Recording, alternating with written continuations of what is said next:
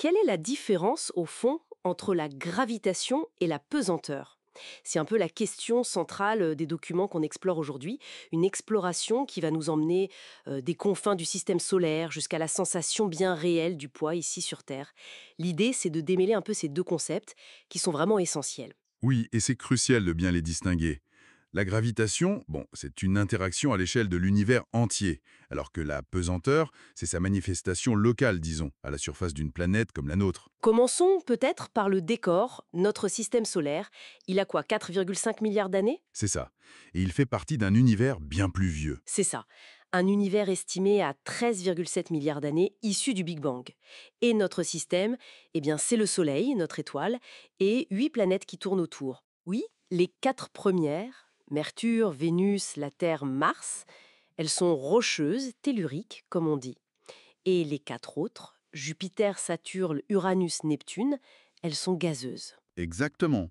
Et elles tournent toutes autour du Soleil sur des orbites quasi circulaires, à peu près dans le même plan.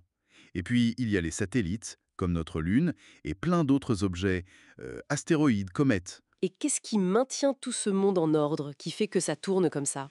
Eh bien, c'est la fameuse gravitation universelle. Les documents la décrivent comme une force d'attraction mutuelle. Entre tous les corps qui ont une masse, Ah, c'est mutuel. C'est-à-dire que la Terre attire le Soleil autant que le Soleil attire la Terre. en valeur, oui. La force a la même intensité, mais elle est de sens opposé. C'est cette attraction réciproque qui maintient les orbites. Une sorte de lien invisible, mais extrêmement puissant. D'accord. Et l'intensité de cette force, elle dépend de quoi? Par exemple, entre notre planète et le Soleil.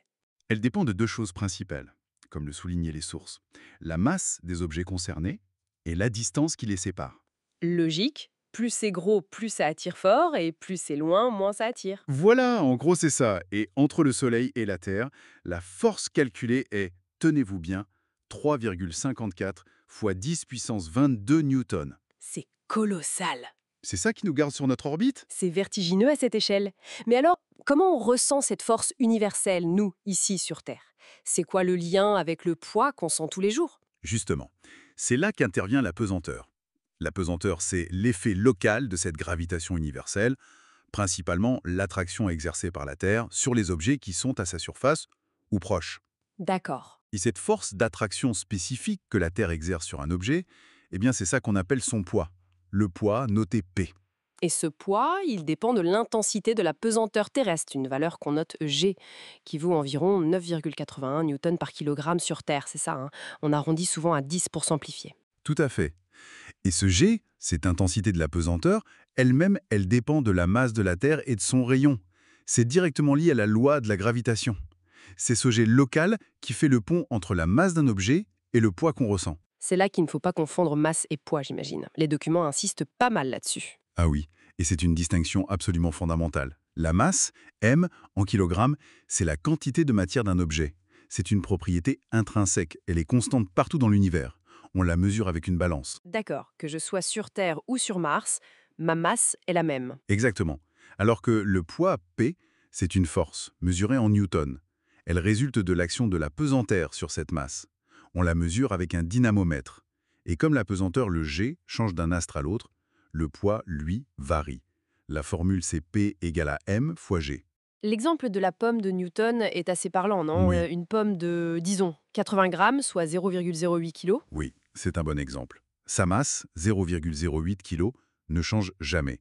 Mais son poids sur Terre, avec G environ 9,81 newton-kg, son poids P est d'à peu près 0,8 newton. Ok, et sur la Lune? Et bien sur la Lune, l'intensité de la pesanteur G est beaucoup plus faible, environ 1,62 newton-kg.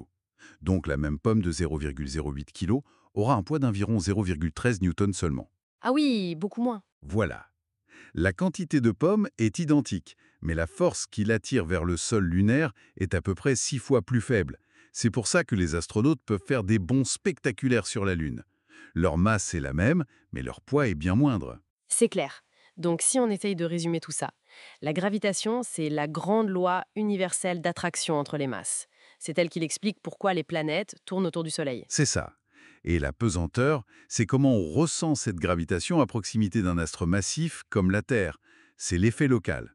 Et le poids, finalement, c'est juste la mesure de cette force locale, calculée avec P égale M fois G. Exactement. Masse constante partout, poids variable selon l'endroit. C'est une base essentielle, que ce soit pour comprendre l'univers ou juste pour faire ces exercices de physique. Bon, je pense que c'est bien plus clair hein, maintenant. Et pour finir, une petite question qui découle un peu des documents. Ils disent que G dépend de la masse et du rayon de la planète. Mhm. Alors comment on se sentirait niveau poids si on était sur Mars qui est plus petite et moins massive que la Terre? Ou à l'inverse si on pouvait se tenir sur une planète géante comme Jupiter?